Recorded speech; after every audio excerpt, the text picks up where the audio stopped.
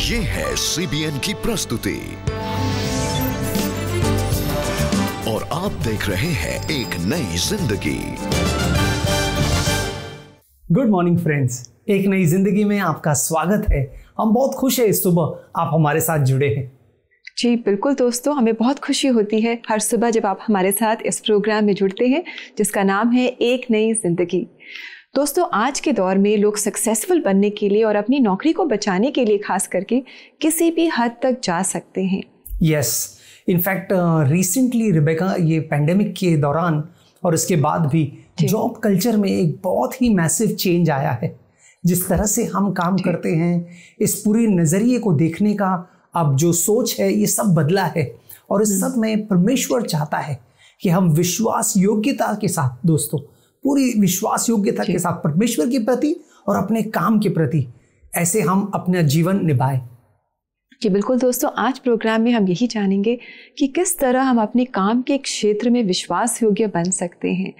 परमेश्वर के वचन में हम पढ़ते हैं कि परमेश्वर चाहता है कि जो भी प्रबंधक है, जो स्टूवर्ड है, वो अपने काम के प्रति फेथफुल हो, विश्वास योग्य हो। और परमेश्वर ने जो भी नौकरी हमें दी है, जो भी काम की जगह पर हमें रखा है, वहाँ जो रिस्पॉन्सिबिलिटीज़ हमें मिली है, हमें उनके प्रति हमें विश्वास योग्य होना बहुत ज़रूरी है। और परमेश्वर ऐसा करने के लिए हमारी मदद भी करता है।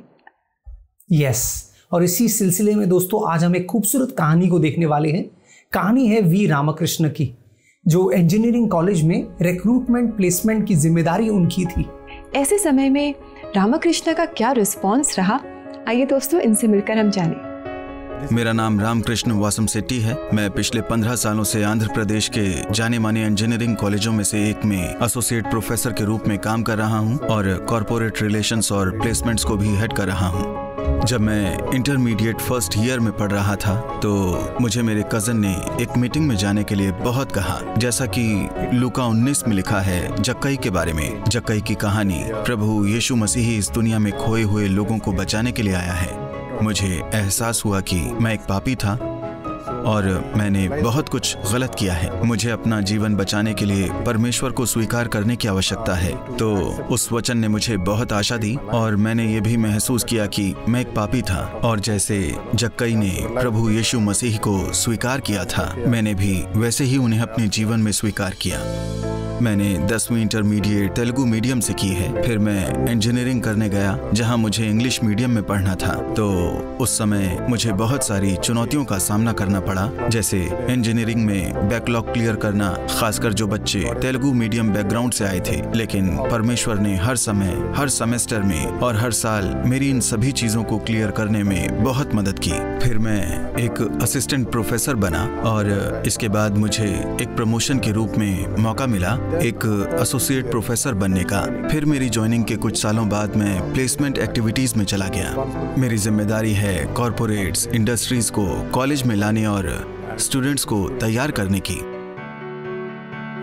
मेरे ऊपर स्टूडेंट्स और पेरेंट्स का बहुत प्रेशर रहता है, क्योंकि स्टूडेंट्स और पेरेंट्स दोनों के हिसाब से अगर उन्हें जॉब मिल जाए तो उनकी लाइफ सेटल हो जाएगी। जैसे कि अगर कोई कंपनी आती है तो वो अलग तरीके से अप्रोच करते हैं, इसलिए किसी भी कीमत पर वो नौकरी पाना चाहते हैं। इसलिए वो हमें अप्रोच करते हैं कि उनके लिए कोई संभावना हो या उन्हें कोई भी मौका मिल जाए। कभी कभी वो गलत तरीका भी अपनाते हैं। इंडस्ट्री में भी लोग गलत तरह से काम करते हैं, तो ये भी एक बड़ी चुनौती है। तो इन दो पहलुओं में एक विश्वासी के रूप में, एक मसीही के तौर पर अपने 10 साल के इस कॉरपोरेट रिलेशंस टेन्योर में मैंने किसी भी लेवल पर समझौता नहीं किया। अपने काम को पूरी ईमानदारी के साथ मन लगाकर किया। जब मैं स्टूडेंट था तब मैं यूसुफ के चरित्र और दानिएल के चरित्र के बारे में पढ़ता था। उन दोनों ने मुझे बहुत प्रेरित किया।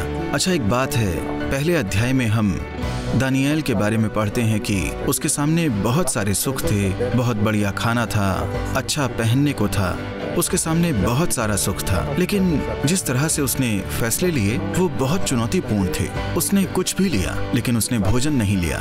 उस फैसले ने मुझे भी हर तरह से चुनौती दी, क्योंकि इसी तरह मेरे सामने बहुत सारी चीजें हैं, बहुत सारे सुख हैं और मेरे लिए कमाई के बहुत सारे मौके भी हैं। लेकिन मैं दानिएल के चरित्र से प्रेरित होता हूँ और मैं इन सभी लालचों और गलत रास्तों के बीच बस पवित्र होकर रहना चाहता हूँ।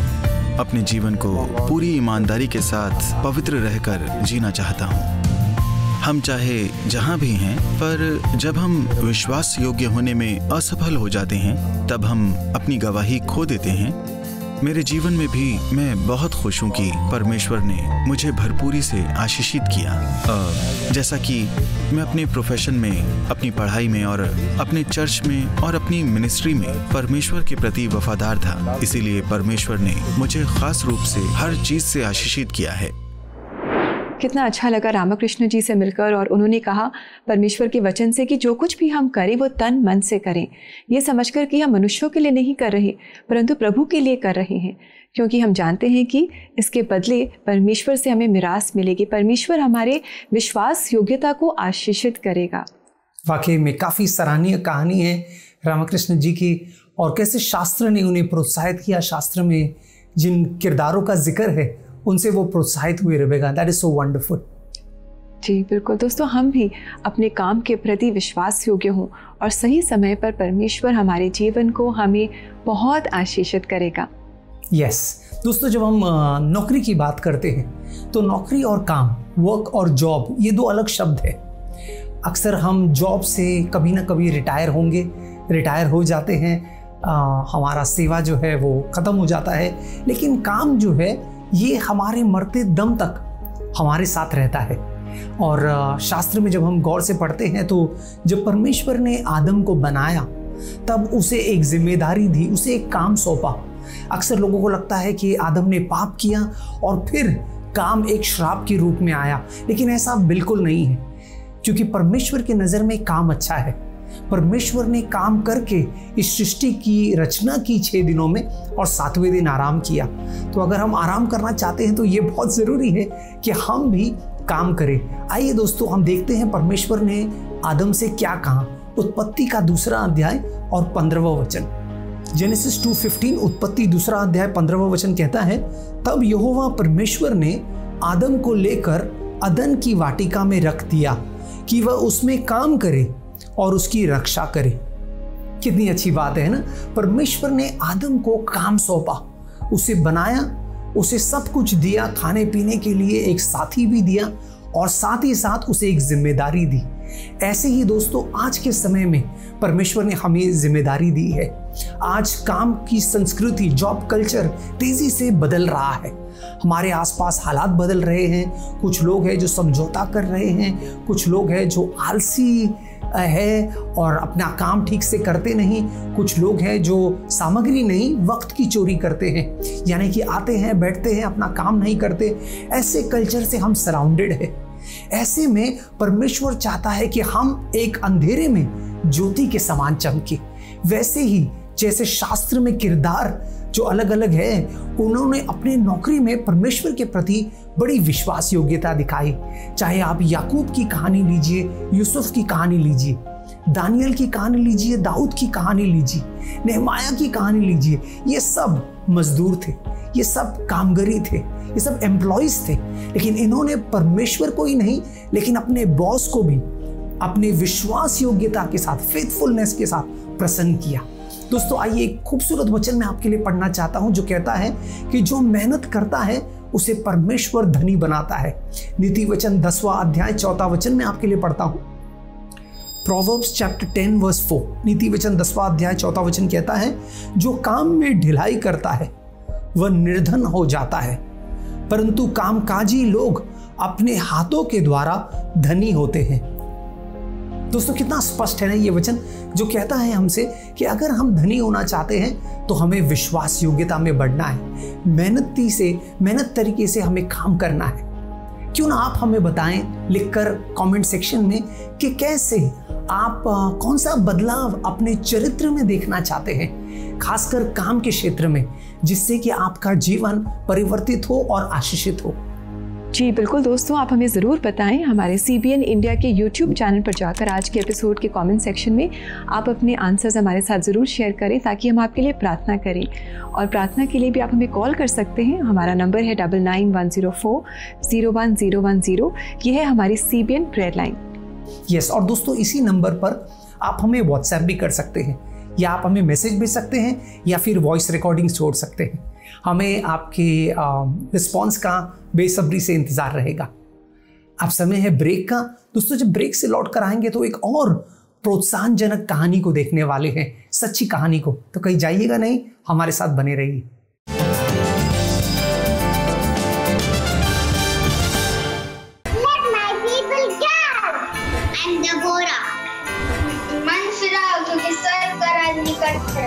It was fun, the expression on their face, and they were so cute. Kids, the Superbook Fancy Dress Competition is back. December 4th को हमारा Superbook Fancy Dress Competition होने वाला है ऑनलाइन।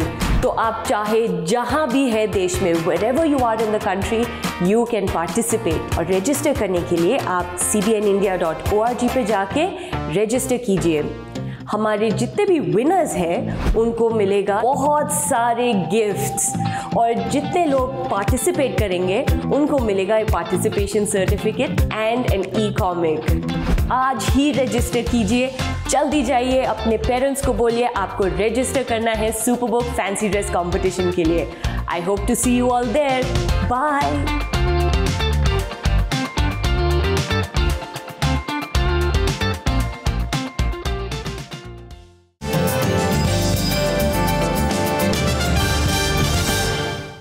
वेलकम बैक दोस्तों। आज एक नई ज़िंदगी प्रोग्राम में हम बात कर रहे हैं कि हमारे ऑफिस की जगह में, हमारे कार्य क्षेत्र में कई बार हमारे जो कलीग्स हैं या बॉसेस हैं वो गलत तरीके अपनाकर काम करते हैं, लेकिन हमें परमेश्वर के प्रति विश्वास योग्य होना है और अपने काम के प्रति भी विश्वास योग्य रहना है। यस दोस्तों, बिल्कुल।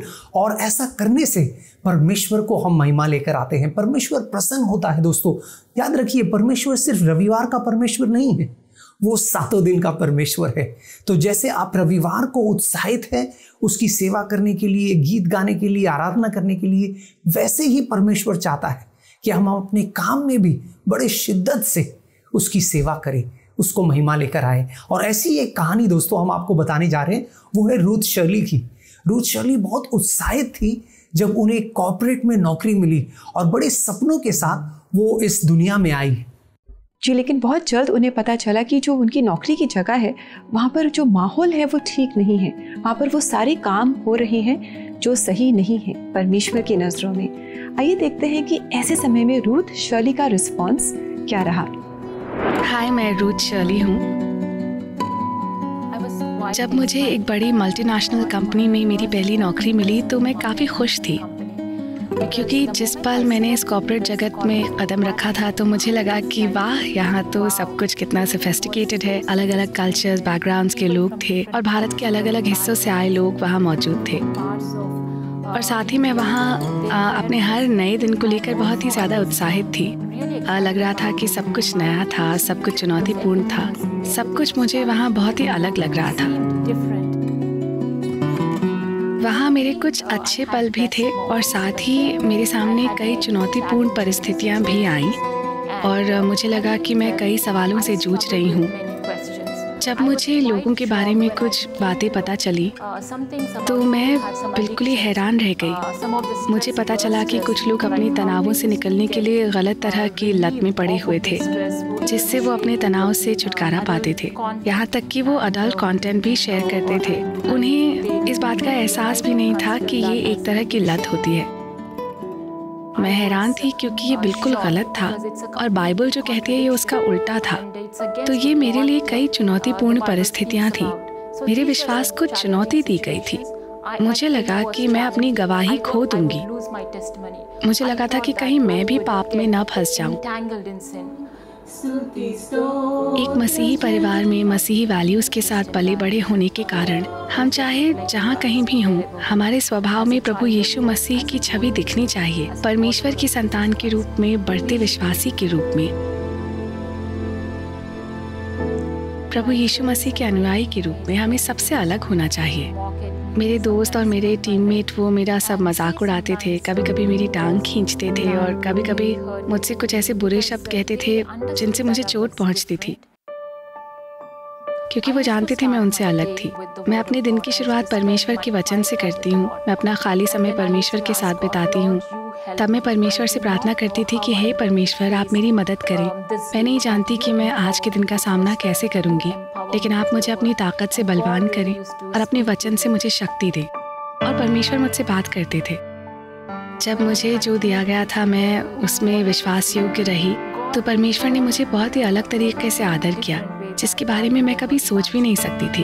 उन्होंने मेरे सुपीरियर्स का फेवर मुझे दिलाया और साथ ही परमेश्वर ने मुझे मेरे वर्क टास्क्स और असाइनमेंट्स के लिए अच्छी समझ, बुद्धि, ज्ञान और सोचने की ताकत दी, जिससे मैं समय पर अपनी टारगेट्स को पूरा कर पाती थी और लोग मुझसे मदद मांगते थे। और साथ ही मुझे मेरे काम के लिए मेरे सुपीरियर्स से बहुत तारीफ भी मिलती थी। सब मुझे अप्रिशिएट करते थे और वो भी मेरी मदद करते थे। उन्हें मेरा काम बहुत अच्छा लगता था क्योंकि मैं हमेशा अपने टारगेट या अपने सब काम को समय पर पूरा करती थी। तो इस तरह परमेश्वर ने मुझे हमेशा ही बहुत आशीषित किया। हमें जो कुछ भी दिया गया है, हमें उसकी ईमानदारी से रक्षा करनी चाहिए। हम चाहे जहाँ भी हों, हमें ईमानदारी से काम करना चाहिए।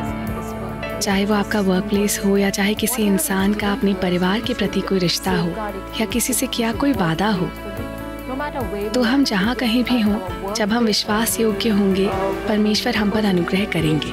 परमेश्वर भी हमें सम्मान योग्य बनाएंगे और वो हमें ऐसी आशीष देंगे जिसकी हम कभी कल्पना भी नहीं कर सकते। परमेश्वर हमें बहुत आयत से और अनगिनत आशीषें देंगे। कितनी इंस्पिरेशनल कहानी है रूथ शर्ली की, Rebecca. It was wonderful to see कि कैसे वो ऐसे माहौल में भी परमेश्वर को थामी रही। जी बिल्कुल। और इनफैक्ट इसी से रिलेटेड आज बहुत सारे क्वेश्चंस हमारे पास आए हैं जिनके जवाब हम देंगे कोई शक में।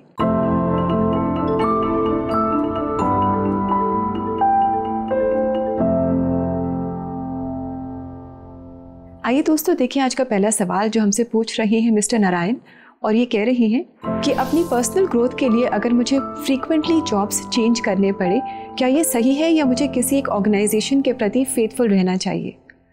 That's a very good question Narayan. अक्सर आज के समय में ऐसे होता है, क्योंकि हम आज जॉब कल्चर के बारे में बात करते हैं। लोग ऑर्गेनाइजेशंस हॉप करते हैं 1000, 2000, 3000 के इंक्रीमेंट के लिए। लेकिन जब हम बाइबल में देखें तो एक चीज़ हम देखते हैं जो मुलाजिमों में कॉमन है, जो एम्प्लॉयज़ में कॉमन है, और वो है लॉयल्टी, वो है फेथफुलनेस। हम देखते हैं कि इन्होंने अपने मालिकों को लंबे अरसे तक सेवा किया, और शायद मालिक अच्छे नहीं भी थे। इनफैक्ट ज़्यादातर सिलसिले में हम देखते हैं David didn't have a good boss in Saul, Jacob didn't have a good boss in Laban, और नीदर डिड डैनियल को तो शेर की गुफाओं में डाला गया। आप देख सकते हैं इनके बॉसेस ग्रेट नहीं थे, ना ही जोसेफ का बॉस ग्रेट था। इनके किसी के भी बॉसेस ग्रेट नहीं थे। इनके लिए आइडियल ऑप्शन ये होता कि वो जॉब हॉप करे, लेकिन ये फेथफुल रहे। और इसको ध्यान में रखते हुए कि परमेश्वर सब बॉस का बॉस है, और इंक्रीमेंट और प्रगति और ग्रोथ गॉड की ओर से आता है। तो नारायण जी, मैं आपसे यही कहूँगा कि be loyal to where you are and God will cause you to grow exponentially. परमेश्वर आपको बहुत बढ़ाएगा। दोस्तों, अगर आपके पास और ऐसे सवाल हैं तो आप हमारी वेबसाइट www.cbnindia.org के डिस्कशन बोर्ड पर जाकर आप अपने सवाल हमारे साथ ज़रूर शेयर करें। अब लेंगे एक छोटा सा ब्रेक, और ब्रेक के बाद आप सबके लिए हम प्रार्थना करेंगे। So do stay with us.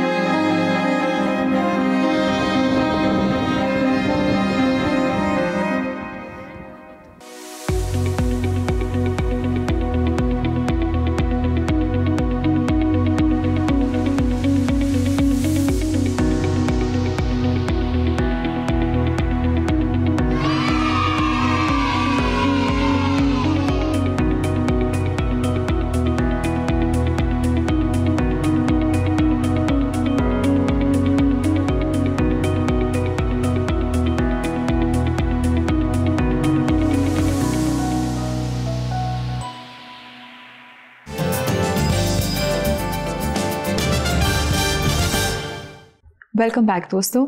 हमने एक नई जिंदगी प्रोग्राम में जाना है कि परमेश्वर विश्वास योग्य है और वो चाहता है कि हम भी विश्वास योग्य बने। अपने कार्य के क्षेत्र में, अपनी वर्क प्लेस में हम विश्वास योग्य बने और ऐसा करने में वो हमारी मदद करता है। अब समय है कि हम आप सबके लिए प्रार्थना करेंगे। यस दोस्तों, आइए मिलकर प्रार्थना करते हैं कि परमेश्वर हमारे लिए दरवाज़ों को खोले, क्योंकि मौजूदा हालात में ये ज़रूरी है कि परमेश्वर सही दरवाजे हमारे लिए खोले जो नौकरी की तलाश में हैं और जिनके पास नौकरी और व्यवसाय हैं उन्हें परमेश्वर कामयाबी दे। आइए इसके लिए प्रार्थना करते हैं। स्वर्गीय पिता, हम धन्यवाद देते हैं कि तू आशीषों का सोता है, तू आशीषों का परमेश्वर है प्रभु। तेरा वचन हमसे कहता है कि तू हमारे साथ भलाई निरंतर करता रहेगा प्रभु। हर रोज़ तेरी करुणा और कृपा हम पर नए रूप से बरसेगी प्रभु। हम हमारे काम के क्षेत्र के लिए इस समय खास प्रार्थना करते हैं। हमारे प्रिय दर्शकों के लिए प्रार्थना करते हैं प्रभु, खासकर उन लोगों के लिए जो नौकरियों की तलाश में हैं। मौजूदा हालात में प्रभु सिर्फ तू है जो सही दरवाज़ों को हमारे लिए खोल सकता है प्रभु। आशीष के दरवाज़ों को खोल प्रभु। तेरा वचन कहता है जो दरवाज़ों को तू खोलता है उन्हें कोई बंद नहीं कर सकता। और प्रभु तेरा वचन ये भी कहता है कि कामयाबी ना पूरब से ना पश्चिम से लेकिन तेरी ओर से आती है। प्रभु मैं मांगता हूँ कि जो भी हमारे दर्शक हमें देख रहे हैं उन्हें तू कामयाब कर, उनके काम के सिलसिले में तू उन्हें तरक्की दे प्रभु, उन्हें ऊंचाई पर लेकर जा, उन्हें शिखर पर छूने की सलाहियत दे प्रभु। तेरी आशीष का हाथ हम मांगते हैं प्रभु। इस आने वाले मौसम में प्रभु तेरी बरकत और तेरी करुणा हम पर हो प्रभु। हमें अच्छे मुलाजिम बना, हमें अच्छी नौकरी करने वाले बना प्रभु। हमारे कामों को और हमारे हाथों को तू आशीषित कर प्रभु। ये प्रार्थना हम यीशु मसीह के सामर्थी नाम में करते हैं। आमेन, आमेन, आमेन। दोस्तों, हमारी यही प्रार्थना है कि परमेश्वर आपको आपके काम में बहुत बरकत और उन्नति देगा। जी, और दोस्तों आइए देखें कि इसके बारे में परमेश्वर का वचन, पवित्र शास्त्र हमें क्या बता रहा है।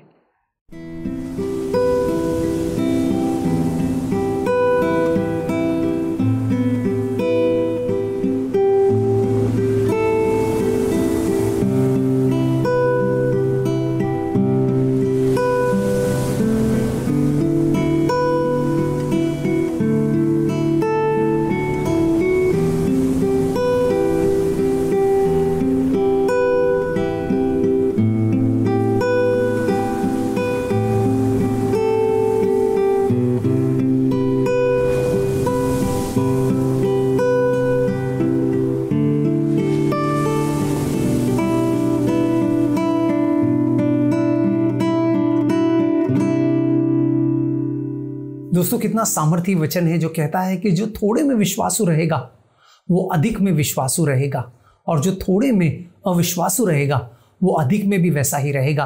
दोस्तों, परमेश्वर चाहता है कि हम एक विश्वास भरा जीवन जिए। हमारे काम के क्षेत्र में खासकर हम विश्वास योग्यता से अपने नौकरी को, अपने जिम्मेदारी को, अपने कर्तव्य को निभाए। जी, और हम सब चाहते हैं कि हमारे जीवन में अधिक आए, बड़ी जिम्मेदारियां आए। तो इसका फॉर्मूला तो हमें पता चल गया है कि अगर हम छोटी चीज़ों में विश्वास योग्य होंगे तो परमेश्वर हमारे जीवन में बड़ी बड़ी जिम्मेदारियां लेकर आएगा, बड़ी बड़ी आशीषें लेकर आएगा। बिल्कुल दोस्तों, हम उम्मीद करते हैं हमारे आज के प्रोग्राम से आप प्रोत्साहन पाए हैं। वी रामकृष्ण की कहानी और रूथ शैली की कहानी से आप प्रेरणा पाए हैं कि अच्छे से, ईमानदारी से अगर हम अपने काम को निभाएं तो परमेश्वर हमें तरक्की और बरकत देगा। जी बिल्कुल दोस्तों, हमारी यही प्रार्थना है कि आप अपने जीवन में बहुत तरक्की पाएं, बरकत पाएं, आशीषें पाएं।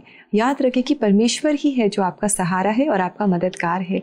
और यही गीत हम आपके लेकर आए हैं, यीशु मेरा सहारा। इस गीत के द्वारा आप आशीष पाएं।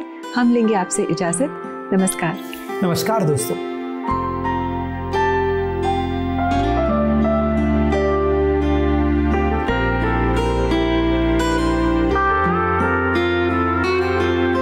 यीशु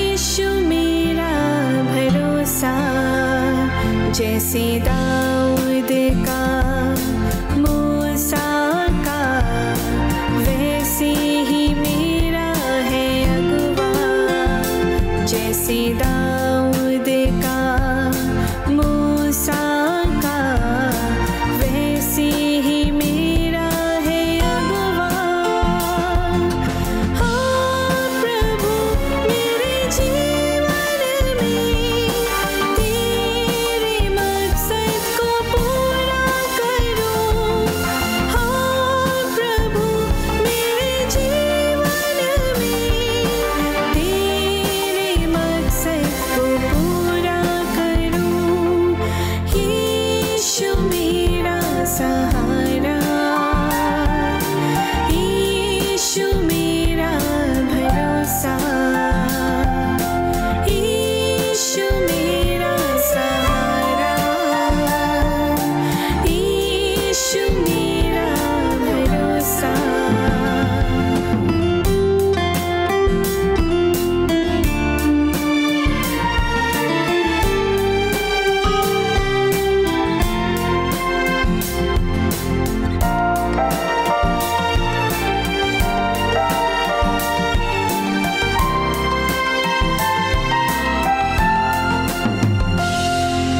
जब गोलियत जैसा विशाल खड़ा, ना डरूं, ना डरूं।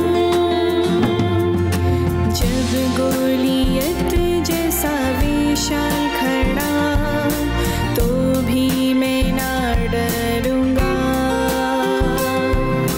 तेरे दिए बसे मैं उससे जीत जाऊंगा। तब मैं गवाही तेरी बनूंगा, तब मैं गवाही तेरी बनूंगा कि तूने मुझे संभाल लिया। हाँ प्रभु, मेरे जीवन में तेरे मकसद को पूरा करूं। हाँ प्रभु, मेरे जीवन में तेरे मकसद को पूरा करूं। यीशु मेरा सहारा, यीशु मेरा भरोसा, यीशु मेरा सहारा, यीशु मेरा भरोसा।